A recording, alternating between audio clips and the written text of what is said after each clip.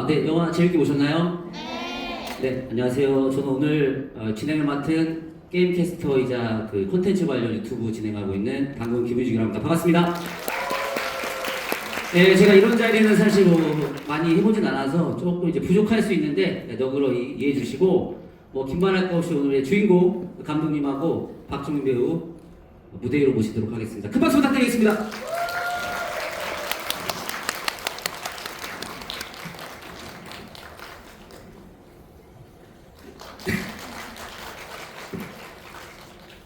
네, 먼저 감독님부터 우리 또 광인 여러분들께 인사 좀 부탁드리겠습니다. 네, 안녕하세요. 얼굴 연출한 윤상호입니다. 반갑습니다. 네, 안녕하세요. 얼굴에서 젊은 이명규와 임동환을 연기한 박종민입니다. 반갑습니다. 네, 영화 얼굴이 이제 개봉한 지 한 2주 됐죠? 2주 정도 이제 지났는데 관객들 반응이 굉장히 뜨겁습니다. 예, 두 분도 아마 느끼고 계실 것 같은데 실제로 영화가 이제 개봉되기 전에 어느 정도 예상된 어떤 관객들의 반응이나 관객 수 뭐 이런 것들이 있잖아요. 지금 2주가 지난 시점에서 두 분은 좀 어떻게 느끼고 계신지. 제가 토론토 영화제 가기 직전에 이제 박정민 배우가 슬쩍 얘기를 하더라고요. 우리 극장에서 어떨 것 같으세요? 그래서 제가 이제 우리 영화가 좀 극장이랑은 맞지 않는 영화인 것 같다. 요즘에 또 극장은 굉장히 또 스펙타클을 중요시 여기고 그리고 어떤 또 젊은 팬덤이 강한 분들이 많이 오시는데 저희 영화는 그런 게 없다 보니까 좀 힘들지 않을까라는 얘기를 박정민 배우에게 했었던 기억이 있어요. 근데 실제로 개봉하고 나서는 이럴 줄 몰랐어요. 예상보다 훨씬 더 지금 뜨거운가요? 지금 거의 제가 봤을 때는 약간 어둠의 폭삭 속았다 같은 느낌? 발음을 이렇게 저세요. 어둠의 폭딱 뜨거. 폭삭 속았수다가 잘 어둠의 폭삭 속았수다로 지금 약간 그런 느낌이 좀 있어서 제가 알기로는 이렇게 극장에서도 장년층 분들도 굉장히 보시는 걸로 알고 있고 그래가지고 이거 추석 명절에 어울리는 영화일 수도 있겠다라는 생각을 마침 다음 주가 또 그렇죠. 추석 돌아오고 있어서 우리 박정희 배우 어떠세요? 거짓말인 게 영화 처음 이제 캐스팅 되고 이제 제가 사무실에 있는데 약간 술에 취해가지고 이 영화 1000만 가면 어떡하지? 뭐 이렇게 아니 이 영화 어떻게 1000만을 가는 거죠? 아니야 할 수 있어 뭐 이러면서 약간 이상한 궤변을 막 늘어놓으시는 거예요. 그러더니 갑자기 개봉 전에 어떨 것 같으세요? 그러니까 30만? 막 이래. 그래서 약간 시무룩해졌었거든요 혼자. 우리의 수장이, 우리 선장이 갑자기 자신감이 없는 모습을 보여주니까. 근데 제가 아까 잠깐 얘기했지만은 이 사람이 항상 낙차가 커야 그 도파민이 생성이 잘 됩니다. 맞아요. 네. 높은 곳에서 떨어졌을 때 훨씬 아픈 법이죠. 수력 발전 같은. 네, 계속 그래서 하루에도 한 12번씩 그 심경이 바뀌어요. 그러시더라고요. 근데 어쨌든 저희가 사실 제 예상한 것보다 훨씬 그 관객분들의 어떤 성원이 좀 뜨거운 것 같고 그래서 전 다시 이게 무슨 일이지? 라는 생각이 좀 들기도 하고 물론 뭐 작은 영화이기 때문에 사실 굉장히 작은 관객 수지만 저희한테도 그런 큰 의미가 있어서 실제로 저한테 이제 말씀하시기를 이 영화의 10만은 다른 영화도 100만과도 같다. 이런 말씀. 네, 그렇게까지 얘기했나? 예. 100만 되면 이거 1000만이다. 내가 언제? 그랬어. 네 그랬어? 그래서 지금 80만 정도 됐으니까 800만 들었네. 네. 그럼 여기서 번 돈을 은행에 가져가면 그렇게 대우를 해줍니다. 아무튼 뭐 너무 놀라운 일이죠. 저희 그리고 무엇보다 굉장히 뜻깊은 것은 우리가 어쨌든 작은 영화를 어떤 확실히 던지고 싶은 이야기가 있는 어떤 이런 영화를 만들었는데 그걸 관객분들이 듣지 않아 주시면 사실 그게 굉장히 뼈아픈 거거든요. 근데 이렇게 이야기와 질문들을 던졌을 때 관객분들이 여기저기서 그런 어떤 이야기들을 이제 또 본인들끼리 이렇게 나눠주시고 또 어떤 것들은 재생산을 하기도 하시고 하면서 그런 모습들을 보니까 굉장히 뜻깊다라는 생각이 들더라고요. 그러면 또 영화에 대한 그런 이야기를 해주셨으니까 사실 감독님이 전화 한 통화를 받고 이 영화를 출연을 또 결심하셨잖아요. 그리고 1인 2역까지 이제 이어졌는데 그럼 궁금한 게 이 영화의 이 얼굴이라는 이야기 어떤 부분이 박정민 씨를 이거 내가 해야겠다 이렇게 딱 꽂히게 만들었는지. 이 정도 시간이 지났으니까 감독님이랑 한번 할 때 됐다라는 마음으로. 그냥 뭔가 의무가? 이제 너무 안 만났으니까. 이건 감독님이 굉장히 상기가 돼서 전화가 오셨는데 거기다 대고 저 안 할래요라고 할 수가 없는 분위기였어요. 그리고 제가 뭐 어쨌든 뭐 원작에 대한 호감도 있고 하지만 결정하는 건 사실 그렇게 바로 할 수 있는 것은 아니잖아요. 그렇죠. 그러니까 그 전화 한 통을 받았을 때 그 어떤 그 순간의 무드가 안 한다고 하기가 약간 애매한. 생각보다 되게 즉흥적으로. 굉장히 즉흥적으로. 사실 이런 거는 회사랑도 얘기를 좀 해봐야 되고 그렇잖아요. 많은 일이니까. 네. 근데 하겠다고 하고 통보했어요 회사에. 그 정도의 어떤 능력은 또 되니까. 네. 아니 회사. 그럼요. 회사에 15년 있었는데 그 정도 할 수 있죠. 그러니까요. 근데 사실 여러분들도 많이 궁금하시겠지만 어떤 일이 뭔가 이루어지고 결정이 되는 데 있어서 굉장히 신중한 그런 결정들도 있지만 우리가 또 인간이기 때문에 즉흥적으로 또 근데 이루어지는 보통 이렇게 즉흥적으로 선택한 것들이 결과도 괜찮아요. 마치 제가 이걸 영화로 해야겠다라는 생각을 박정희 배우한테 전화하기 전날 했어요. 그러니까 이게 모든 게 다 즉흥적으로 이루어져. 그리고 이틀 만에 바로 영화 되고 하루 만에. 하루 만에 영화 주연 배우까지. 그러면은 감독님에게 그러면 이 이야기 사실 뭐 관객분들 여러 가지 지금 보고 나서 해석이라든지 본인만의 어떤 감상들을 나누고 계신데 사실 뭐 정답은 없지만 그럼에도 불구하고 감독님이 이 영화를 통해서 관객들에게 전하고 싶었던 가장 어떤 중요한 메시지 이런 게 있다면 뭐가 있을까요? 일단은 뭐 제일 좋은 반응은 그런 거였어요. 그러니까 영화의 엔딩을 보시고 뭐 아주 이제 뭐 제가 생각했던 의도에 부합하시는 분도 계시고 아닌 분도 계신데 일단은 그것에 대해서 이야기를 한다라고 하는 게 좀 제일 좋았던 것 같고 무슨 이야기를 하든 무슨 이야기를 하든지 이제 영화를 보면은 영화관 나가면서 얘기를 나눌 수 있잖아요. 같이 보신 분이 혹은 가끔씩 이제 그런 영화를 혼자 만날 때가 있어요. 혼자 만날 때 미쳐버리거든요. 왜냐면 얘기할 사람이 없어서. 근데 약간 저희 영화가 약간 그런 느낌이 든 것 같아가지고 되게 좀 좋고 얼마 전에 갑자기 일이 생각이 나는데 저희 토론토 영화제 갔을 때 박정희 배우가 세계의 주인이라는 윤가은 감독 영화를 봤는데 저는 사실은 뭐 다른 것 때문에 이제 조금 먼저 스크린으로 봤고 박정희 배우는 이제 토론토 영화제에서 봤는데 혼자 본 거야. 박정희 배우가 먼저 갔었거든요. 토론토 영화제 혼자 보고 얘기할 사람이 없어. 너무 좋은데 말하고 싶은데 본 사람이 없어. 그래서 내가 도착하자마자 드디어 세계의 주인 본 사람 만났다 하면서 그런 영화들이 좀 있거든요. 그렇죠. 네, 그런 영화들이 있는데 그래도 이제 저희 영화가 약간은 그런 느낌의 영화가 된 것 같아서 그게 제일 좋죠.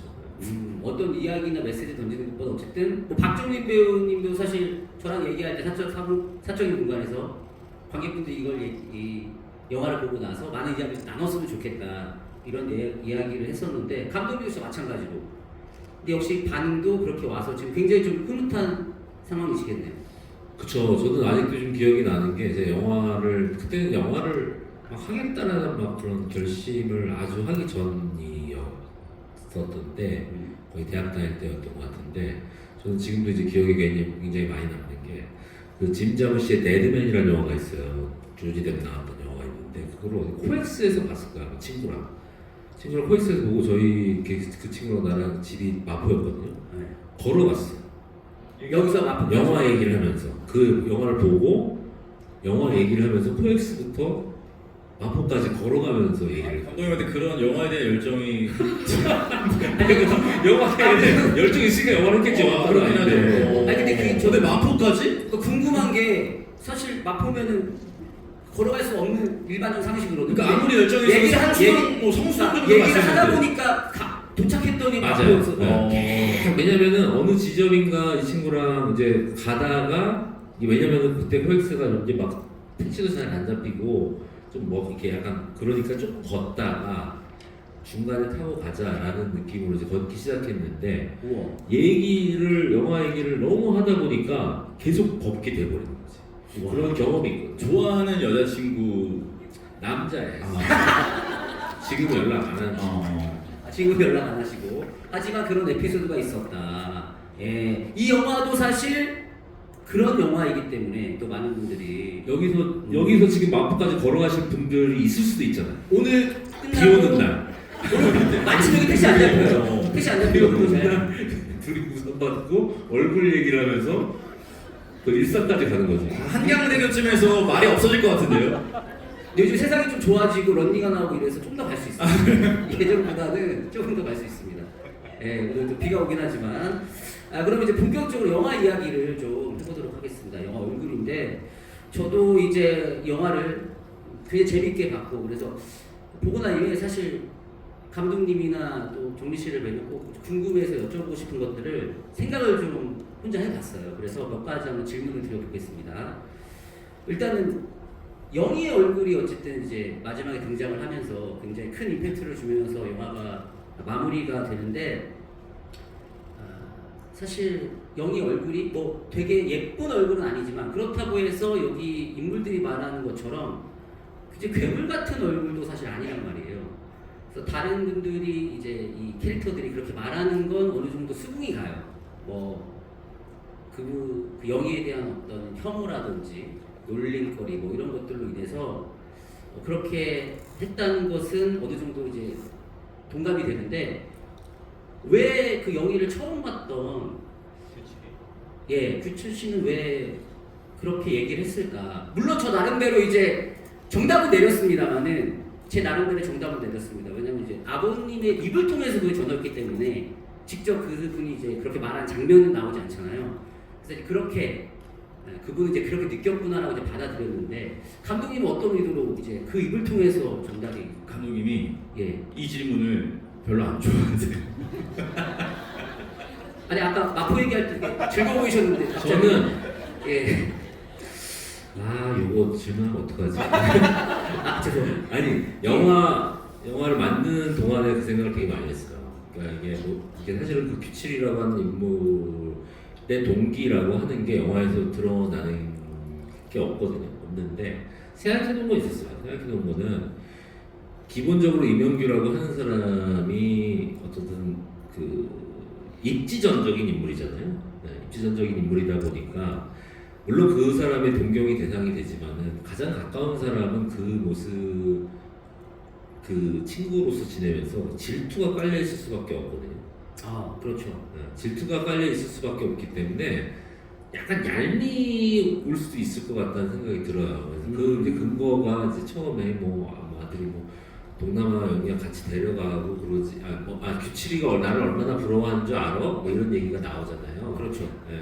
얘는 돈도 없는 게 이렇게 놀러 다니고 한다. 이제 거기서 이제 규칠이라고 하는 친구가 조금 이제 약간 기본적으로 질투를 좀 하는 관계라고 생각을 했는데 이제 그거를 좀 사실 이제 그 결정적 장면을 이제 그걸 강화하기 위해서 예를 들면 규칠이가 연규네 집에 온 게 예를 들면 돈을 꾸러 왔다든가 그 씬의 시작이 돈을 툭 던지면서 이게 마지막이야 임마 다시는 부탁하지 마 사지 멀쩡한 놈 자꾸 이러면서 시작을 했으면은 사실 그게 더 명확하게 설명이 될 텐데 이제 그걸 을 것이냐 뺄 것이냐에 대해서 고민이 있었는데 결정적으로는 그게 들어가면은 사실은 규칙이의 그 말이 그 작은 말이 이명규한테 큰 돌멩이가 엄청난 바위가 돼서 됐다는 게 설명이 안 될 것 같더라고요.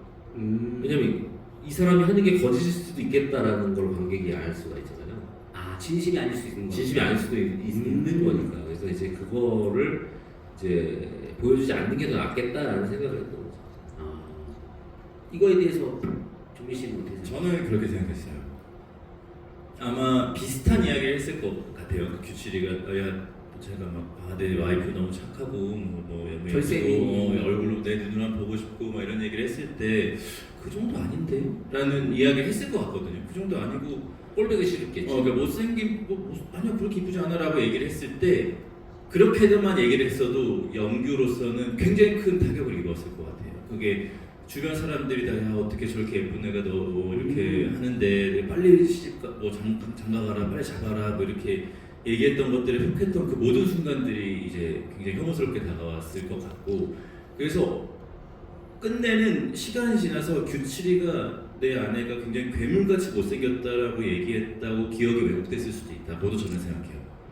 그러니까 실제로 그 화면이 나오진 않잖아요. 음. 규칙이가 이렇게 네, 입으로 네, 말하는 네. 거. 결국 네. 이제 아버지의 입으로 전달이 되기 때문에 그 정도만 말했어도 아버지에게는 그 정도 네, 임팩트가 트리거 정도가 되었던 것이 음. 굉장히 이제 시간이 지나면서 굉장히 왜곡이 되고 극대화되고 과장되어서 기억이 된 걸 수도 있다라고 저는 원래 소문이라는 생각을 것이 뭐 입가입으로 전해지고 그렇죠. 뭔가 네. 더해지듯이 네, 네. 본인에게는 그 세월이 네. 더해지면서 그런 식으로 이제 다가왔을 것이다. 네. 예를 들자면 그런 거죠. 그러니까 저희가 한 2시간 전쯤에 80만이 돌파했거든요.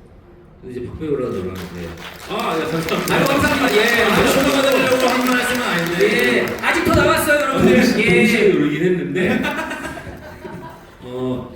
저희가 80만이 넘었다고 하면은 저희끼리는 와 매일매일 야뭐 3만이 들었어, 뭐 5만원 들었어, 되게 좋아한단 말이에요. 아, 그래요? 되게 기쁜 일이긴 한데 감사한 일이죠. 저희가 너무 티를 내면은 옆에서 누가 그럴 수 있단 말이에요. 야그 80만 간 게 그게 아유 예산이 작으니까 좋은 거지 뭐 그렇게 좋아할 일이냐 이렇게 얘기할 수도 있잖아. 그게 사람 심리란 말이에요. 그리고 상대적인 거니까. 근데 약간 이명규가 그랬을 것 같은 거예요. 이명규 주변 사람들이 이거 보이지도 않는데 인정받고 열심히 하고 성실히 살고 결혼까지 했는데 진짜로 우리 저렇게 심성 좋은 사람 만나고 내가 포기하는 게 옆에 있는 사람은 약간 꼴보기 싫었을 수 있을 것 같은 거예요. 그렇죠. 근데 뭐- 마침 그래도 와이프가 아름답다고 믿고 있으니까 더. 그렇죠. 그러니까 그럴 수 있겠다라는 생각이 있는 거죠. 요거 이제 어느 정도 궁금증이 좀 이제 해결이 된 것 같습니다. 제 개인적인 궁금증이었는데 그리고 여기 이제 또 백주상 사장님이 이제 등장을 하시잖아요. 이제 중요한 캐릭터로 나오고 이제 나쁜 인물로 보여지는데 일단은 근데 사실 이 초반부에 보면 백주상 사장이 찍어준 사진 그게 아직도 이제 걸려 있단 말이에요. 다 40년이 지난 세월 동안에. 그런데 그 당시에 그 사진을 찍어주면서 백주상 사장이 한 말이 나중에 잘 되면 이거 가장 잘 보이는 곳에 걸어놔라 이런 이야기를 했고 아버지는 그거를 뭐 기억을 했는지 어땠는지 모르지만 그걸 없애지 않고 지금까지 계속 보관을 하고 있단 말이에요. 그리고 실제로 영화를 보면 백 사장이 그 아버지 입장에서는 그렇게 나쁜 사람이 아닐 수 있겠다. 어떻게 보면 좀 고마운 사람일 수도 있겠다라는 생각이 좀 들거든요. 그 부분에 대해서 감독님이나 또 종민 씨가 어떻게 생각하시는지. 또 사진 얘기 가지고 또 가로로 찍었는데 잘못 나왔어. 근데 사진은 세로로 나온 거야. 그렇게. 그거 물어보신 줄 알고 약간 긴장을 했는데 그걸 또 어디서 질문 하셨어요? 저번 집이 때. 그래가지고 저도 그건 아니고 예. 그건 잘못 찍은 건데. 일단 저는 여쭤보지도 않았는데 먼저 이렇게 또 감사합니다. 예. 어때 잘못 찍은 거? 사실은 그런 질문이 뭐였지? 사진 백사장 그쵸. 백사장과 이명규의 관계. 그쵸. 그런 부분이 있죠. 그리고 예를 들자면은 뭐라고 해야 될까?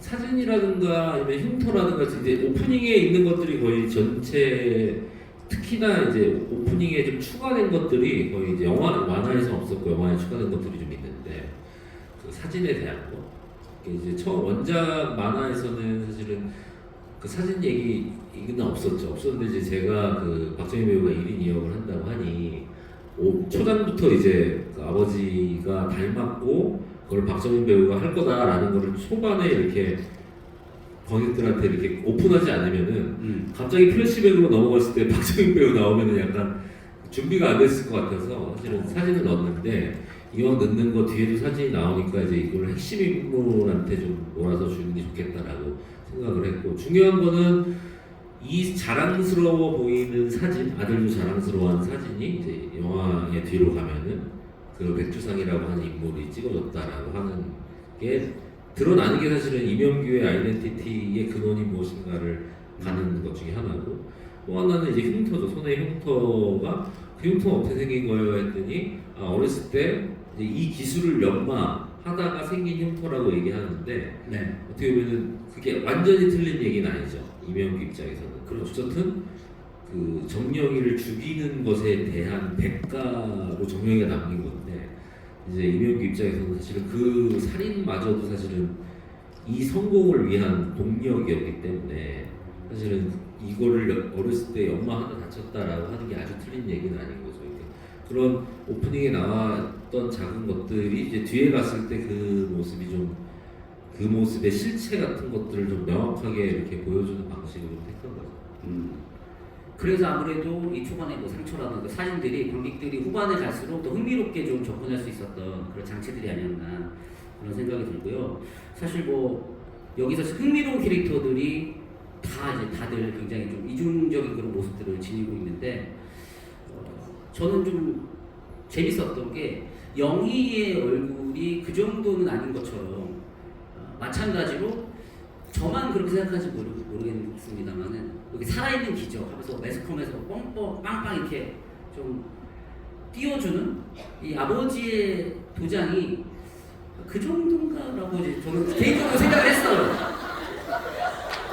그러니까 이거 도장 자체로만 바라볼 것이 아니라 어쨌든 앞이 안 보이고 그리고 홀로 아들을 키웠고 그래서 그런 것들이 좀 포장이 돼서 더 이렇게 띄워진 것. 마찬가지로 반대편에서 영희도 단순히 얼굴뿐만이 아니라 뭐 그 똥벌레라는 얘기를 듣고 좀 어눌한 말투에 좀 어찌 보면 사회성 없어 보이는 그런 행동들 때문에 많이 좀 이렇게 더 가진 것보다 훨씬 더 소위 말해서 요즘 말로 내려쳐진 그리고 한쪽으로 좀 올려쳐진 좀 대립된 모습이라고 저는 느껴졌거든요. 그렇게 볼 수도 있습니다만 다만 제가 함부로 말씀 못 드리겠는 게 일단은 저희가 이제 이 사람이 엄청 매스컴을 타는 도장 장인이기 때문에 네. 이 사람 작업실이 어때야 하는가에 대해서 지금 저희가 또 예산이 크지 않다 보니까 어쨌든 이제 막 그 세팅을 해야 되는데 처음에는 이제 제가 생각하는 막 목공 공방 같은 데 있잖아요. 예. 깨끗한데 약간 허브시처럼 돼 있는데 그런 데를 좀 찾았는데 실제로 저희가 그 도장 골목이 있어요. 도장 골목에 진짜 유명하신 도장 선생님 작업실이에요, 거기가. 그리고 거기 지금 나오는 도장들이 다 설마. 그 선생님이 파준 거야. 어쩐지 실수. 아니요 최고의 아니, 최고의 능력이니까. 아니요 그게 그 정도 거라니. 아니요 그 정도였네요. 손 대역도 해줬어. 예. 네. 아 어쩐지 다르더라. 예. 아니 어떤 제가 그 질문을 하는데 그 정민 씨가 저를 보면서 하지 말라고 자꾸 쳐다보는 그게 느껴졌어요. 선생님 예. 뒤 찾아보시지. 아 왜냐면 그 저는 도장에서 아무것도 모르니까. 예. 아 근데 저는 그거 네, 굉장히 해봄직한 해석이라고 봐요. 그 남들이 봤을 때는 충분히 그렇게 느낄 수 있고 그게 눈이 보이지 않는데 그 정도를 판단하는 거에 사람들이 놀라는 게 분명히 있을 거라고 저는 생각을 하기도 하는데 그래서 그런 해석들은 충분히 있음직만하다라는 생각이 저는 왜냐면 그 아버지 도장을 칭찬할 때마다 계속 눈도 안 보이는데 뭐 혼자 뭐 키웠다 살아있는 기종 이런 수식어들이 계속 붙더라고요. 그런 거 있어요. 예를 들면 백주상 사장이 처음에 이명규를 수고하시면서 소개를 할 때도 이제 그 도장 자체리보다는 맞아요. 그 도장으로 계약을 하면은 아무 문제가 없다. 이게 약간 주술 같은 거를 좀 덧붙여주잖아요. 근데 어쨌든 우리가 얘기하는 저는 예술의 속성이라고 하는 것도 비슷하다고 생각을 하거든요. 어쨌든 예술이라고 하는 게 예를 들면은 올림픽 같은 게 아니잖아요. 너무 마이클 조단이 평균 득점이 얼마냐 이게 문제가 아니란 말이에요. 수치로는 계산할 수 없죠. 네. 예. 그러니까 이제 사실은 예술이라고 하는 것도 그 베이스와를 즐기는 사람과 그런 무언가가 만들어낸 일루션인 거거든요. 그 예술 업계가 사실 다 그렇죠. 포장해 주셔서 감사합니다. 예. 그리고 이제 여기 이제 PD가 한 분 등장을 해서 계속 이 사건의 중심에서 같이 이야기를 좀 팔로우하는 게 되는데 이 김수진 PD죠. 제 주변에 그 방송가에서 일을 하시는 분이 그런 얘기를 하더라고요. 이 PD는 너무 일을 잘하는 PD다. 말도 안 되는 능력을 가지고 있다. 뭐 하루 만에 다 섭외를 하고 찾고 그것이 알고 있다 빨리 지금 입사해야 된다 뭐 이런 얘기들을 해주실 만큼 엄청 능력이 있고 실제로 뭐 이야기 사건을 좀 끄집어내는 그 능력도 그 말투나 이런 거에 느껴질 정도로 엄청난데 그 백주상 집에 이제 들어갈 때 혼자 이제 막 당당하게 입성을 해서 무릎을 꿇고 이제 가는 장면이 이제 딱 클로즈업이 되거든요. 근데 저는 이제 궁금했던 게 그 클로즈하는 의도가 무릎을 꿇는 행위 그 자체인지 그 백두산 앞에서 PD가 아니면 그 찢어진 청바지를 보여주기 위함인지 두 가지에서 좀 저는 생각이 좀 갈리더라고요. 그럴듯하게 얘기해요. 그럴듯하게. 어떤 걸 의도하신 건지. 그 옆에 카메라가 있어요. 카메라 보여준 거예요? 카메라였습니까? 카메라를 놓는 건데. 아 카메라요? 무릎이 아니었어요? 뭐 무릎도 있죠 사실. 아 있죠? 예, 근데 그 클로즈업이 이제 뭐 그때 그런 건 있어요. 보면은 그 장면만 놓고 봤을 때 그 장면도 얘기하려면 김수진 얘기를 좀 해야 되는데 이제 김수진 PD 우리 한지연 배우가 캐스팅이 되고 이제 김수진 PD를 어떻게 만들 것인가 해서 좀 이 사람이 특히 처음에는 좀 진정성이 없는 사람처럼 보였으면 좋겠는 거예요.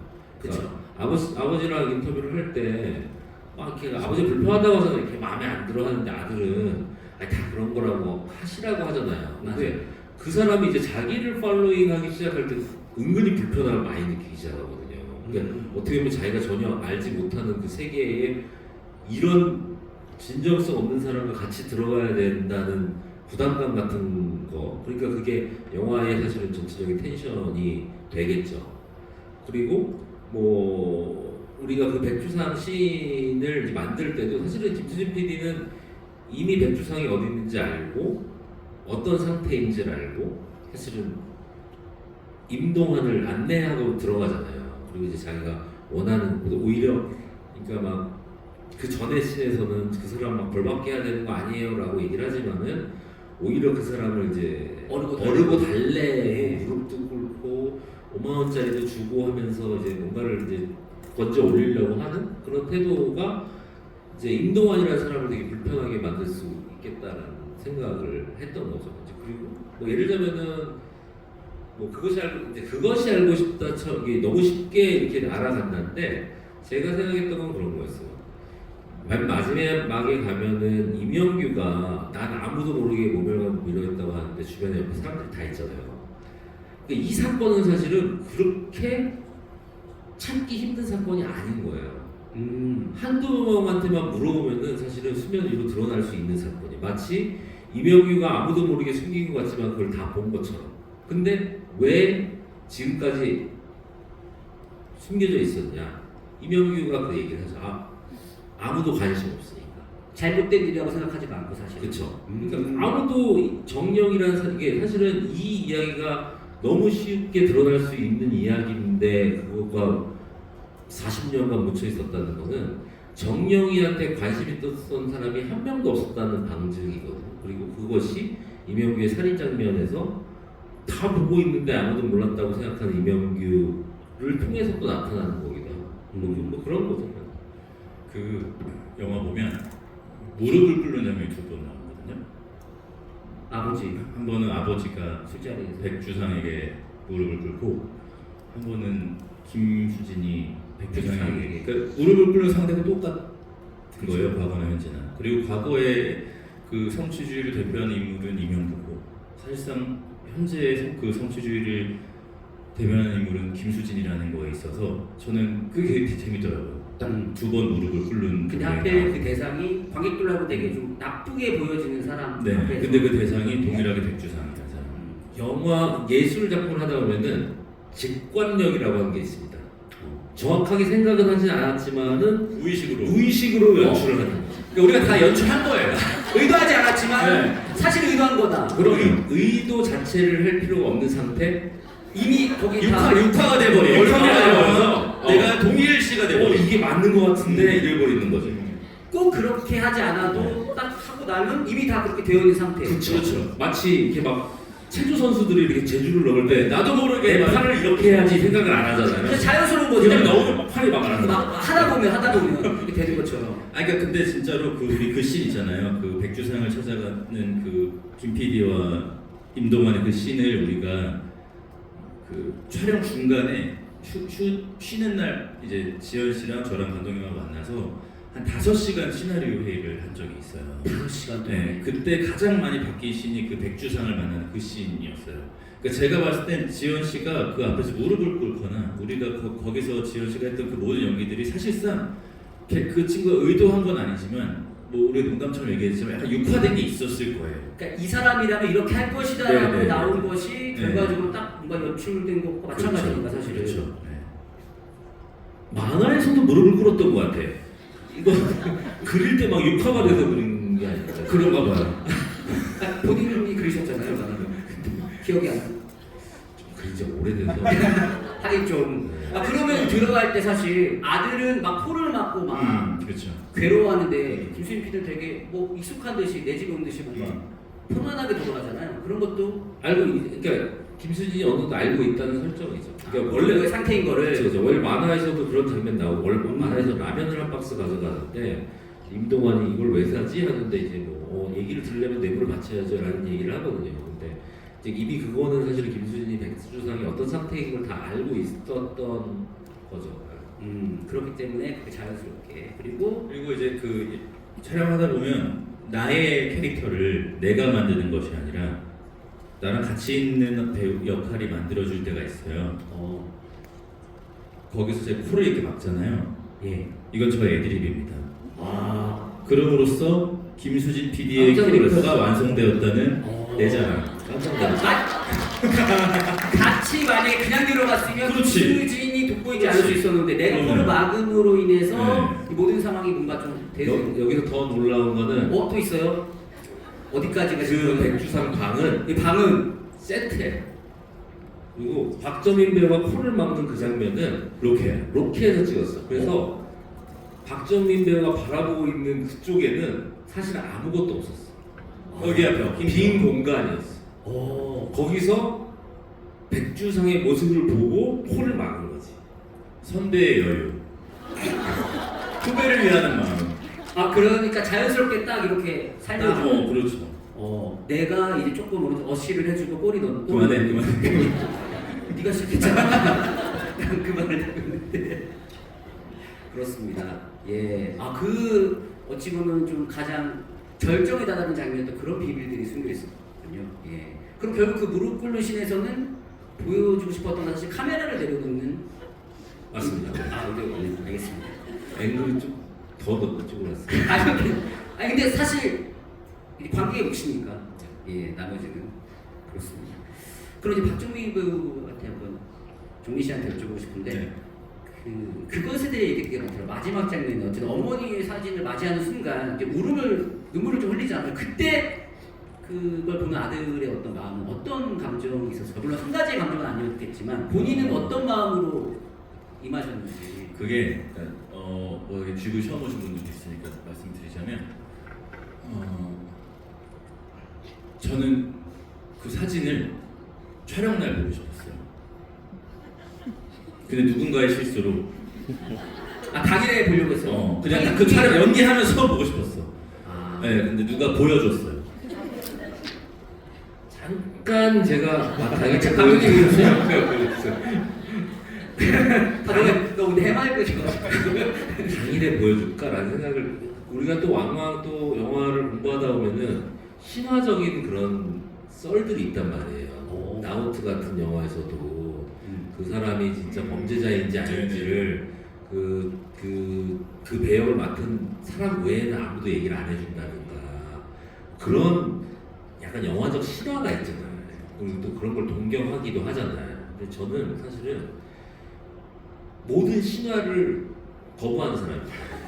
저는 기본적으로 제가 했던 영화들을 보면은 그런 류의 어떤 만들어진 이데올로기에 대한 저항을 하는 사람으로서 이거를 마치 다른 내가 들어왔던 신화처럼 당일날 보여준다?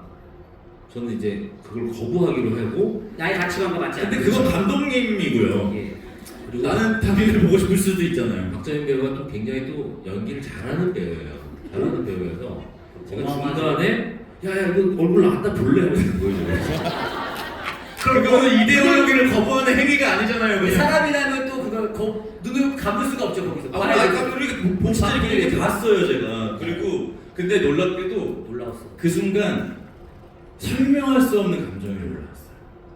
그 울컥하는 마음이 올라왔어요. 왜냐면 배우들이 촬영장에서 이제 연기를 하다 보면 그게 실제로 그 인물이 내가 아닌데도 불구하고 내가 어떤 나의 보지 못했던 그때 어머니에 대한 그 어떤 누군가의 비아냥거리는 이야기를 듣고 짜증이 나고 화를 내 연기를 하고 이러고 뭐 젊은 아버지 연기를 할 때는 뭐 누군가에게 굽신거리고 뭐 싸우고 이런 것들을 하고 나면 놀랍게도 내 몸 안에 약간 그런 감정들이 남아 있어요. 네, 그러다 보니까 그 감정이 조금 쌓여 있어요. 내가 아무리 그거를 뭐 나는 뭐 촬영 끝나면 그냥 이렇게 다 벗어던질 수 있는 사람이야 하더라도 분명히 그게 있거든요. 내 기억이 있으니까. 근데 그 상황에서 그 사진을 딱 보는데 아 그래요. 그 전에는 제가 대본을 보고 그 마지막 장면에 임동완의 눈물이 이해가 안 됐었어요. 저도. 아 오히려 어떻게 해야 이제 울 수 있지? 라는 어떤 좀 고민이 있었어요. 대본에 울어야 된다고. 네, 그래서 감독님한테도 그래서 제가 막 그렇게도 얘기했어요. 굳이 울어야 되냐? 나 왜 우는지 잘 모르겠어. 그럼 감독님 뭐라고 하셨어요 그때? 왜 울어야 돼요? 울어야 된다고 하죠. 울어야 돼. 이렇게. 아니 뭐 얼굴 찡그리고 안약을 넣는다. 아니 쥐었자. 어떻게든. 이렇게 해가지고 이러고 있다가 레디 이렇게 하면은 주르르 나오고. 그러니까 신화적인 걸 또 싫어하시니까. 그렇죠. 어차피 우리가 만드는 게 일루션인데. 그럼 뭐 보여주기만 하면 되니까. 그렇죠. 근데 제가 이해가 안 돼서 감독님한테 고민 상담했더니 이제 이런 소리를 하고 있는 거예요. 근데 마침 안약 준비한 거 아니야? 분장팀 준비했어요? 안약 좀 준비해. 아니. 근데 내가 그 사진을 보는 순간 자연스럽게 울컥하는 마음이 들더라고. 근데 그게 설명이 안 돼요. 사실 여러 가지 마음인 것 같아요. 그 엄마라는 사람에 대한 어떤 가여움 같은 것들도 있었을 안쓰러움도 거고, 있고, 인생이 보이니까. 이 굳이 내가 왜 여기까지 이렇게 왔는가, 아버지에 대한 이게 어떤 아버지의 바닥을 내가 굳이 여기까지 와서 왜 모았는가에 대한 감정도 있을 것이고, 여러 가지 마음이 있었을 것 같은데 사실 그 마지막에 제가 눈물을 흘렸던 그 마음은 제가 실제로 그 사진을 처음 봤을 때 마음이었어요. 네, 약간 첨언하자면 약간 내가 그때 당황했어. 갑자기 이게 너무 딥한 질문이잖아요. 이게 어떤 감정으로 울어야 되는지 모르겠다라는 질문이 나는 약간 놀랬거든 그 질문에. 응? 왜? 아니 우리 지옥 원 찍을 때는 가끔씩 딱 가서 보면 감정이 막 너무 좋은 거예요. 그래서 내가 야 감정이 진짜 좋다 그러면 티어스틱 발랐는데요? 그걸 비밀로 해줘야죠. 그 영화가 이미 왜 여기서 그걸 발견을 네, 우리 시간이 흘렀잖아.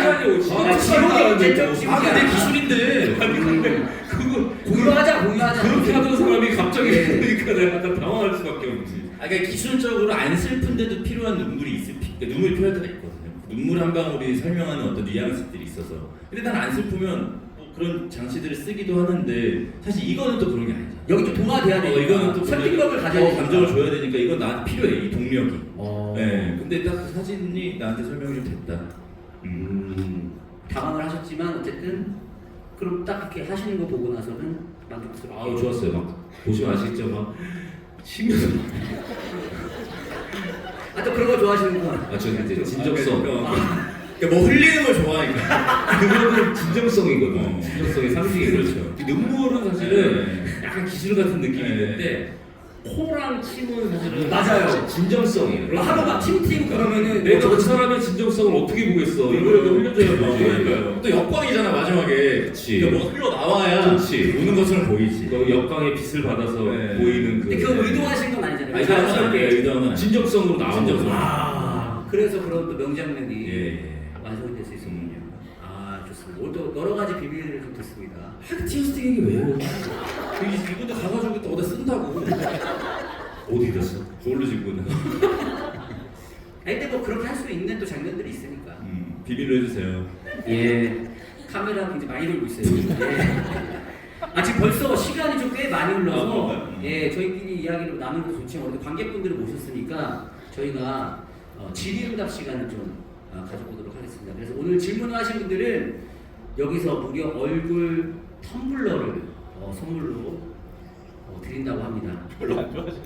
예, 보통 이러고 와 이렇게 해야 되는데 하지 마세요. 실물을 보여주세요. 실물을. 예, 진정성 없어. 하나요?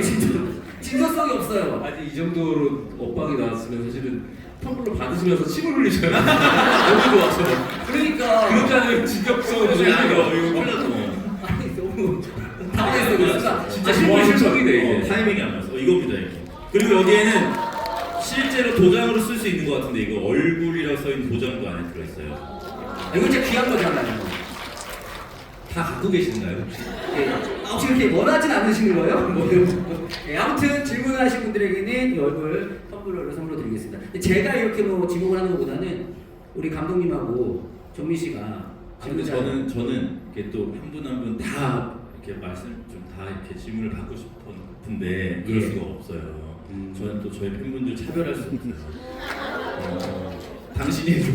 그러면은 감독님께서 한번 네. 근데 제 팬도 있을 수 있잖아요. 맞아요.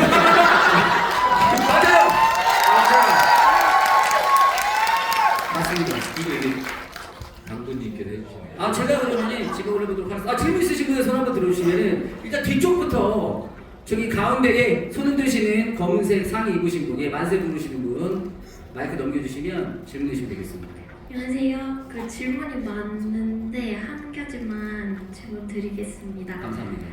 그 백주상 사장을 나중에 약간 뇌경색 환자처럼 만드셨는데 왜 그런 식으로 벌을 주셨는지 그 약간 성희롱 해가지고 깜빵에 갈 수도 있었는데 그냥 질병으로 보내신 거잖아요. 그래서 그 부분에 그래서 아직 안 가진 않았지만 질병으로 보내버려요. 네. 질병. 네. 예, 종류를. 예. 저는 백주상이라고 하는 인물이 현재에도 되게 무서운 인물이었으면 좋겠다라는 생각을 생각을 했었던 것 같아요. 근데 어떤 사람이 내가 생각하는 가장 무서운 사람일까에 대해 생각을 했던 것 같아요. 만약에 백주상이 과거에 뭐 일종의 권력자였는데 지금은 진짜 더 큰 권력자가 되면 무서울까라고 생각을 했는데 제가 무섭다고 생각하는 사람은 어떻게 보면 백주상은 이미 죄를 받은 것처럼 그렇게 단칸방에 혼자 몸이 병에 걸려 있었는데 혹은 당장 내일 죽을지도 모르는데 백주상의 눈빛에는 죄의식이 없어요. 이 사람 내일 죽을 수도 있고 자기가 비참한 상황에 처했는데도 여전히 대상을 조롱하려고 하는 눈빛을 가지고 있는 사람이거든요. 저는 그런 사람이 되게 무섭다고 생각했던 것 같아요. 자기 죄를 끝까지 모르는 느낌. 그렇죠. 자기 상황이 어떻든 간에 끝까지 인정하지 않고 죽음을 맞이하려고 하는 사람들 있잖아요. 그런 사람한테 진짜 공포를 느끼거든요. 이제 그런 의미에서 그렇게 설정을 했던 것 같아요. 그런 태도를 보이기 위해서 질병으로 처리를 하셨다. 보내버렸다. 네. 자, 다음 질문 받도록 하겠습니다. 오른쪽 한번 제가 질문을 해볼게요. 이 앞에 예, 여성분. 네, 이 앞에. 네, 단발머리. 네, 여성분께 마이크 한번. 네, 저 이렇게 지구에서 관객분들 질문 많은 영화 처음이에요. 아 정말요? 네. 그냥 그렇다고. 아, 저는 뭘 안 해봐서 모르겠어요. 아, 저는 안녕하세요. 저는 박정희 배우님 연기 포인트에 대해서 좀 질문이 있는데요. 저 젊은 연기가 처음 등장했을 때 저희가 딱 처음 마주보는 장면을 이렇게 눈이 이렇게 몰려 있는 표정을 하고 있어요. 그래서 저는 원래 그렇게 사팔뜨기인가 보다 했는데 그게 아니더라고요. 알고 봤더니 그런 장면들이 주로 영규가 자기가 잃은 성취나 어떤 아내의 아름다움이라는 가치들이 이렇게 흔들리려고 할 때 굉장히 격앙됐을 때 그런 집착의 어떤 표시인 것 같았어요. 그래서 오히려 살인을 저지르고 난 다음은 표정은 황망할지언정 굉장히 좀 올곧은 시절을 하고 있었다고 저는 생각을 했는데 혹시 배우님께서 혹시 따로 생각하신 포인트가 있는지 궁금해요. 그러니까 이게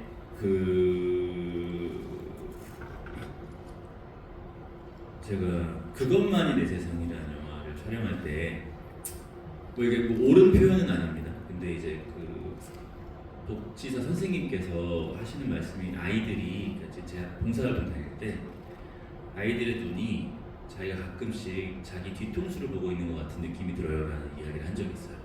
그러니까 이렇게 우리 앞을 보고 있지만 사실상 이렇게 뒤를 보고 있는 것 같다는 느낌이죠. 그래서 그것만이 내 세상이라는 영화를 찍을 때도 약간 이제 제가 그런 어떤 시선이라고 해야 되나? 아무튼 그런 것들 조금 이용한 적이 있는데 이번에는 이 렌즈를 끼잖아요.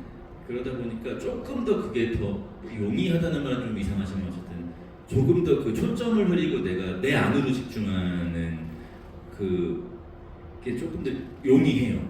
그러다 보니까 이게 내가 예를 들어서 이 사람과 이렇게 얘기를 할 때는 그런 연기들을 잘 이용을 그러니까 무의식적으로 하지 않는데 이제 생각을 한다거나 내가 이렇게 뭔가 감정적으로 계속 내 안에 뭔가를 집중하고 있을 때 이게 저도 모르게 좀 그런 어떤 그 눈동자의 방향들이 그러니까 사실 의도한 건 아니거든요. 근데 그게 어떻게 이렇게 되더라고요. 그러니까 뭔가 감정적이거나 뭐 어딘가 집중을 하고 있다거나 내 안의 이야기에 계속 내가 이렇게 주의를 하고 있을 때 그럴 때 좀 그런 연기들이 나오는 것 같다라는 느낌을 저도 촬영하면서 받았었어요. 어찌 보면 질문자분이 또 질문하시는 것과 또 비슷한 부분이 있네. 예, 같은 그 실제 캐릭터가 또 그런 부분이 있어서 느끼셨다고 하셨으니까. 그러니까 그때 얘기한 거죠. 우리 얼굴 때 그렇게. 그러니까. 예. 예? 아니, 그러니까 그렇게 연기하셨다고 하니까 그 캐릭터도 그럴 때마다 그 모습이 보였다고 하니까. 그렇죠. 같은 이야기를 하신 거예요. 맞습니다. 그렇게. 훌륭한 모더레이터였네요. 예. 갑자기 아니. 정리를 해줘가지고 아니, 내가 뭐 실수했나 했어. 예, 정리. 예. 그냥 또 바로 다음 질문 넘어가면 너무 스무스하지 않으니까. 예. 그럼 다음 질문 한번 넘어가도록 하겠습니다. 저기 안경 쓰신 분 왼쪽에 중간에 하얀색 티 입으신 분. 안녕하세요. 저는 얼굴에 대해서 그 아름다움과 추함에 관해서 이제 영화를 제작하셨는데 그 주인공이 시각 장애인이잖아요. 그 주인공이 시각 장애인인 설정을 하신 게 이유가 궁금합니다. 사실은 영화의 큰 주제하고도 관련이 있죠. 사실은 이제 이명규라고 하는 사람이 시각장애인인데 메인 잡은 이제 아름다움과 추함에 관련된 일이란 말이에요. 어떻게 보면 시각 디자인에 관련된 일이죠. 도장이라고 하는 거. 이제 그러다 보니까 사실은 이 사람의 가치 판단이 어디서 오는가라고 하는 부분이 있는 거죠. 이 사람은 이제 외부의 평가 외에는 사실은 그거를 이제 자의적으로 판단할 수 있는 그게 닫혀 있잖아요. 닫혀 있는데 옆에서 보면은 그게 너무 신기하게 보이겠지만 사실은 이 사람은 어떻게 보면은 외부의 어떤 그 평가나 이런 것들에 대해서 굉장히 극도로 예민해져 있는 상태의 사람이라고 생각을 했어요. 그래서 그렇기 때문에 사실은 그런 마지막에 나오는 비극 같은 것도 사실은 있을 수가 있다고 생각을 하고요. 그리고 엔딩 장면 얼굴까지도 이제 포함을 시킨다면은 사실은 그렇게 생각을 해요. 정령이라고 하는 사람의 얼굴을 보면서 이제 관객은 어떤 뭔가 생각을 한다는 거죠. 거기에 이제 이 얼굴은 어떤 얼굴인가라는 어떤 뭐라고 해야 할까요? 문자적 규정을 지으려고 한다는 거죠. 사실 문자적 규정, 이명규 입장에서는 모든 것이 문자적 규정이 되지 않으면 사실은 판단할 수가 없거든요. 근데 이제 마지막에 얼굴을 봤을 때 이 얼굴이 어떤 얼굴인가라는 의문은 사실은 문자적 규정을 지으려고 하는 거라고 생각을 했어요. 그래서 어떻게 보면은 여기 계신 관객분들의 대부분은 사실은 이제 눈이 다 보이시는 분이지만은 사실은 이명규와 자기도 모르는 사이에 영화를 보는 사이에 이명규와 같은 상태로 빠져드는 경험을 하는 거죠. 어떻게 보면은 그 경험이라고 하는 거는 마치 우리가 안전한 상태의 롤러코스터를 즐기는 공포를 즐기는 거와 같이 어떻게 보면은 이 영화라고 하는 장치를 통해서 이명규라고 하는 굉장히 특수한 상황과 특수한 능력이 있는 사람의 뒤틀린 내면 속으로 1시간 100분 동안 잠깐 들어갔다가 나와 보는 거죠. 근데 저는 그 경험을 하는 것은 사실은 그 사람이 영원히 달라질 수 있다고 생각하거든요. 어떤 경험이 어떤 체험은 어떤 영원한 무언가가 되듯이 그런 체험을 좀 만들고자 영화를 만들었던 것 같아요. 그렇기 때문에 또 주인공 아버지가 앞에 안 보이는 설정이 영화 장치로서 되게 훌륭하게 잘 작용을 하지 않았나. 실제로 그래서 그 영희 얼굴이 마지막에서 공개되는 것도 그런 체험을 좀 관객들로 할 수 있게끔. 제가 얼마 전에 누구인지 기억이 안 나는데 그런 질문을 받았어요. 아니 결혼되고 애도 있는데 얼굴을 만져봤을 거 아니냐. 영희의 얼굴을. 그런데도 아름답지 않다는 걸 왜 몰랐을 거 아니라고 얘기를 했는데 처음 얼굴을 만져봤을 거 아니에요, 누군가의 얼굴을. 만져봤겠죠, 분명히. 근데 그게 아름답다라고 생각하고 살았던 거 아니에요? 영희의 얼굴이 아름다운 얼굴이구나라는 것을 그 자기 손끝에서 느껴진. 그리고 자기는 도장이라는 것을 항상 손으로 느끼면서 아 이게 아름다운 것이구나라는 거 믿고 남들이 아름답다고 하니까 그거에 의지해서 살아왔는데 한순간에 내가 만지고 살았던 그 내 아내의 얼굴이 아름다운 것이 아니었다라는 거를 인지하는 순간 이 사람한테 그 어떤 감각적인 배신이 엄청났을 것 같다는 생각이 들어요. 그 사람의 어떤 삶의 기준 자체가 아예 뒤틀려버리고. 네, 그러니까 그 아름답다고 생각했던 자신의 그 내가 굳게 믿고 있던 손끝 감각으로 만지고 있던 내 아내의 어떤 외형이 사실은 그렇지 않다라는 걸 안 순간에는 굉장히 어떤 멘탈적으로 좀 그 충격을 많이 받았을 것 같다는 생각을 그 질문을 받고 제가 오히려 좀 하게 되더라고요. 촬영할 때 그런 걸 잘 몰랐었는데. 왜냐면 본인의 어떤 아름다움과 추함의 기준 다른 사람들의 그러니까. 평가에 의해서 이루어지다 보니까 철저히 사실 이 사람은 외부적인 거에 의해서 아름다움을 규정하는 사람이었던 것이죠. 그렇죠. 네. 태어날 때부터 앞에 보이지 않다 보니까 답변이 아주 잘 되지 않았나 생각이 드는데 그럼 또 다음 질문 한번 받아보도록 하겠습니다. 앞쪽에서 한번 제가 받아보도록 하겠습니다. 이 앞에 여기 안경 쓰신 여성분, 네. 두 번째 분에 지금 당황을 하시네요. 손을 들고 있는데 제가 지목할 줄 몰랐나요? 아 예. 질문이 준비 안 돼 있을 수 있어. 그냥 한번 들어봤어. 뽑겠어. 우리 기분적으로 하고. 하지만 난 뽑아버리지. 예. 질문 한번 받아보도록 하겠습니다.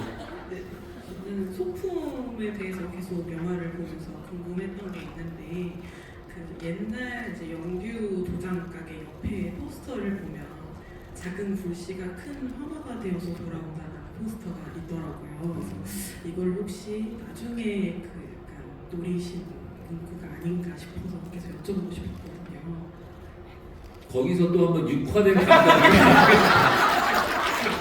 예. 유 감독님도 육화가 된 거지. 육화가 된 감각이 거기서 미쳤다. 아 왜냐면은 그 앵글을 보는데 뭔가 묘하게 묘하죠. 괜찮은데? 라는 생각을 했거든요. 그 육화된 감각이 거기서 발현이 되고 말았네요. 그런 소품이. 근데 사실 그렇게 느끼게 하는 것도 이 영화 이야기 때문이기 때문에. 아니 근데 나 그걸 느낀 적이 있는데 예전에 저도 단편 영화 하나 찍은 적이 있어요. 반장선거라고. 그거를 찍으러 그 이제 학교를 어렵사리 그때 코로나 때여가지고 어렵사리 교실을 구했는데 그 교실에 이 세상은 누군가를 이기기 위해서 태어난 게 아니야라는 어떤 그게 그 반에 써 있었어요. 그 반장선거 이야기. 반장선거 이야기에 너무 그 일맥상통하는 그 미술이 되어 있던 거예요. 그 학급에. 그래가지고 와 이거는 그러니까 하늘이 돕는다라는 느낌을 받을 때가 있거든요. 영화 찍을 때. 그런 식으로 이제 그 학교도 우리랑 육화가 돼 있었던 거죠.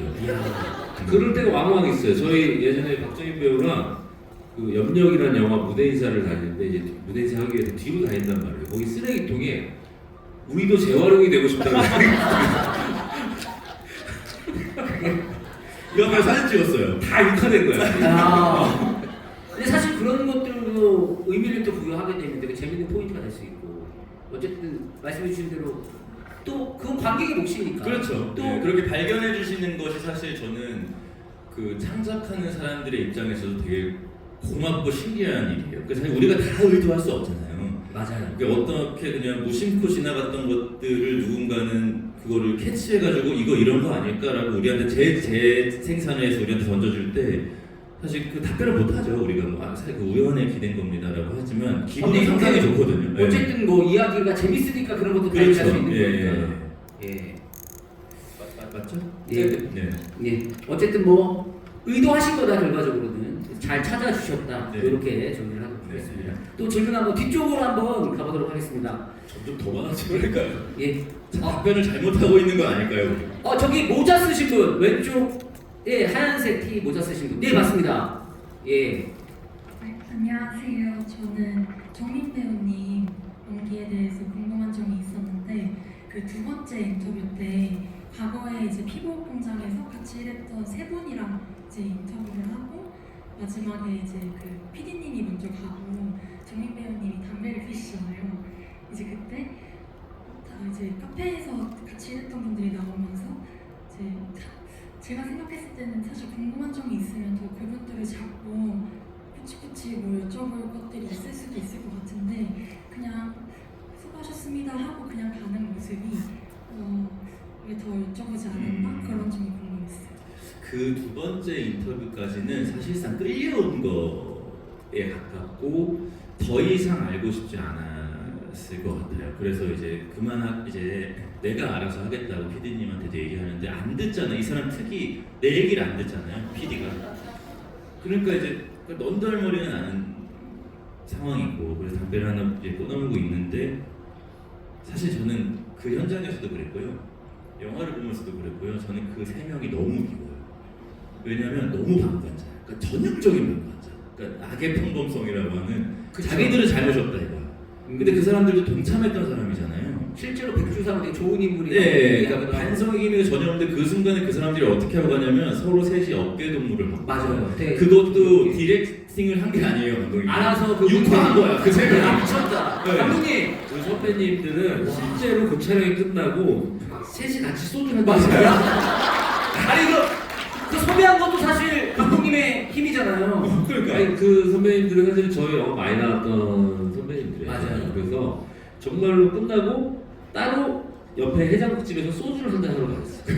그 장면을 혹시 찍으신 건가요? 그러면 다시 현장 가신 장면을 찍으신 건 아니에요? 진짜로 그 세 명이 너무 저는 어쨌든 그 영화를 볼 때도 너무 방관자처럼 느껴지고 저 세 명이 나한테 준 그 정보도 못마땅하죠. 계속해서 그냥 못생겼다라는 말을 일관하고 다른 말은 해주지 않고 그냥 다 떠넘기니까. 그러니까 더 이상 알고 싶지 않은 이유와는 그냥 그 사람들이 그렇게 어깨동무하고 가는 그 상황에서 그냥 빨리 보내버리고 싶었을 것 같다라는 마음이 좀 들었던 것 같아요. 편집을 하긴 했는데 영화에는 안 들어갔는데 사실은 저기 그 다음 씬이 사실은 원래 찍었던 장면은 집에 들어와서 아버지 자는 모습을 한번 보는 거예요. 아버지 자는 모습을 한번 보고 그 다음에 이제 그 아버지 기사를 찾아보는 걸로 가는데 사실은 임동화 입장에는 이거 알아보니까 이게 별로 궁금하지도 않고 알고 싶지도 않고 자기는 어쨌든 그 아버지의 자장 속에서 뭔가에 더 머무르고 싶은 게 있었겠죠.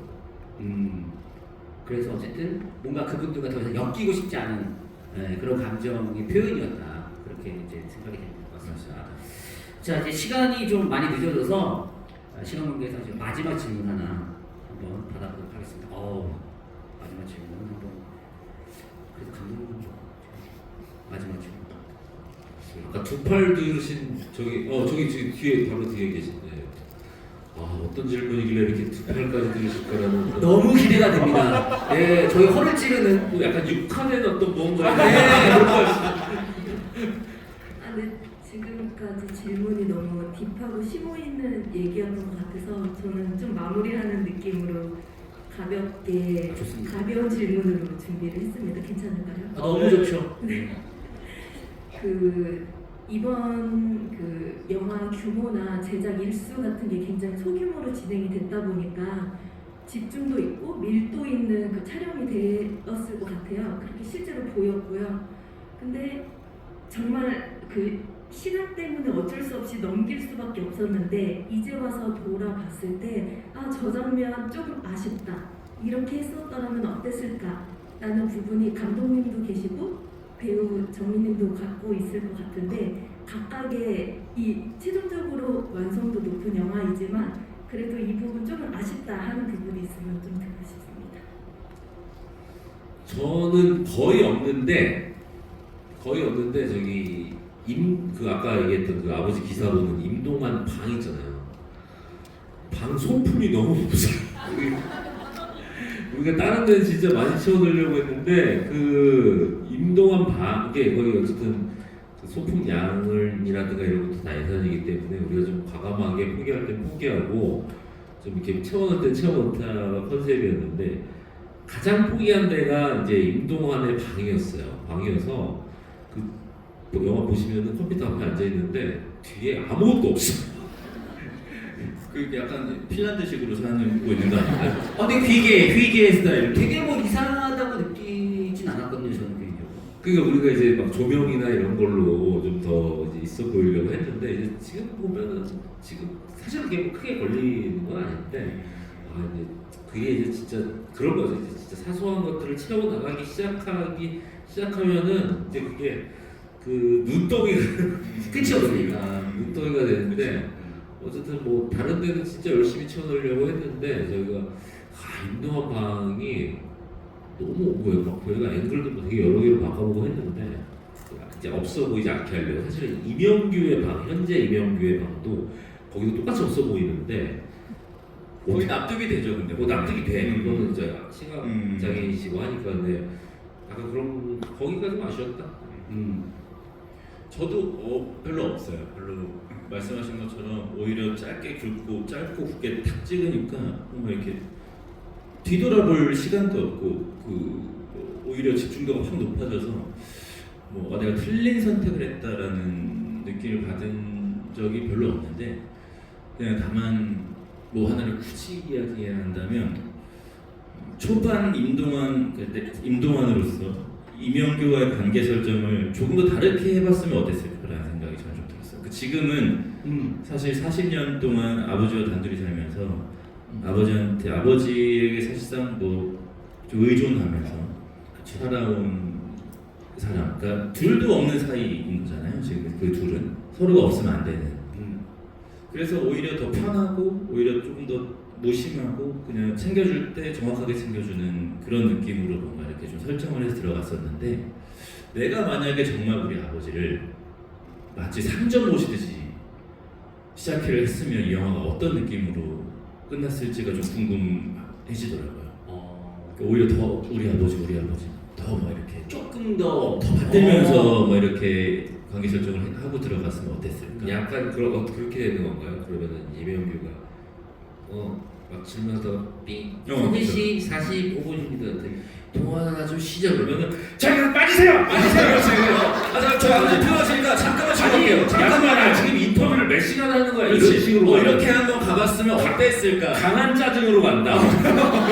약간 지금 약간 아버지한테 뚫뚫대거든요. 아버지 이렇게 하거든요. 아버지를 우리 달래죠. 네. 약간 약하게 가는데 강하게 가고 싶었다. 네. 오히려 그랬으면 영화의 방향성이 어떻게 보였을까? 마지막 장면이나 이런 데에서 아예 뉘앙스가 좀 달라졌을 수도 있을 것 같다는 생각이 들고. 그 아버지에 대한 생각이 완전 그런 반대로 완전히 돼버린 거니까 사실. 그러니까 뭔가 그러니까 좀 궁금해요. 더 그런 사실들을 알았을 때 더 충격이었을지 아니면 덜 효과적이었을지. 그렇게 갔다면은 내가 봤을 때는 그 짜증이 처음부터 강하게 디벨롭이 됐기 때문에 마지막에 이게 사실 봤을 때 이게 우는 게 아니라 어떻게 조사위원이 갑자기 순간 아니 감독님 깜짝 놀란 게 약간 짜증내는구나. 저 연기가 감독님 지금 미쳤어요. 지금 옆에서 보는데 영화 하나 나왔어요 지금. 이런 영화를 진짜 좋아해요. 시원시원한 영화. 이야 이거 우르사. 그 마지막에 포효를 위에서부터 박정민. 아 그럼 거기서 감정이 아마 이 정도의 폭발력이 나왔을 것이다 막판에. 박정민 씨가 말한 것처럼 됐다면. 살짝 시뮬레이션 돌려봤습니다. 마지막 예. 장면 같아서. 알겠습니다. 다음 또 영화에서 그런 폭발적인 감정 씨 기대하도록 하겠습니다. 오늘 아무튼 뭐 질문해 주신 분들 선물로 다들 선물로 드리겠고 시간 관계상 저희가 이제 준비된 시간이 여기까지라서 마무리를 할 텐데 오늘 또 귀한 시간 평일에 비도 오고 하는데 내주신 관객분들에게 너무 감사드리겠고요. 마지막으로 두 분이 또 하실 말씀 있으시면 편하게 해주시면 될 것 같습니다. 아니 저희가 GB를 좀 많이 잡아놨는데 좀 어떤 컨텐츠로서 좀 다르게 해보는 매번 좀 다르게 해보는 있습니다. 근데 어쨌든 재밌게 즐겨주십시오. 벌써 6화 감독 연상. 근데 이제 육회 색깔로 이렇게 너무 빨개요, 빨개. 네. 네. 네. 그래서 집이 또 있습니다. 또 있어서 그때 또 좀 다른 색깔로 좀 해볼까 하는데 저희가 요즘 연극 무대라 생각하고 지금 하고 있는 것 같아요. 집이를. 가면 좀 충분히 느꼈어요. 네. 그러니까 이게 영화를 설명드린다라는 마음으로 와야 되는데 자꾸 웃기려고 오니까 이게 자꾸 근데 오늘 설명도 잘 되면서 네. 웃기는 게 최고요. 그렇긴 하죠. 네. 너무 감사합니다. 네. 아무튼 뭐 이렇게 개봉한 지 2주 정도 됐는데도 불구하고 이렇게 꽉 채워주셔서 너무 감사드리고 사실 이렇게 뭔가 막 왁자지껄식을 하다 보면 가끔씩 좀 말실수도 하고 좀 그런 순간들이 나오는데 여러분들 재밌게 좀 이해해 주셨으면 좋겠고 저희가 어쨌든 뭐 이렇게 웃으면서 했지만 정말 열심히 만들었습니다. 한편으로는 굉장히 자부심을 느끼면서 만들기도 했고 좋은 이야기를 다룬다는 나도 확신도 있었습니다. 그래서 여러분들 이렇게 저희 영화 저희가 의도한 만큼 의도한 것보다 더 많이 좋아해 주셔서 너무 감사드리고 앞으로 또 지구이 몇 번 있을 텐데 그때는 또 더 새로운 이야기를 들려드릴 수 있도록 또 준비해 오도록 하겠습니다. 여러분들 와주셔서 진심으로 감사드립니다.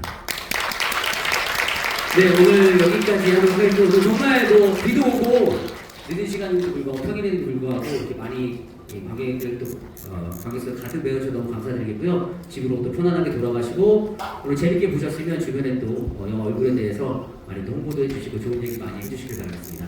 감사합니다. 조심히 가세요.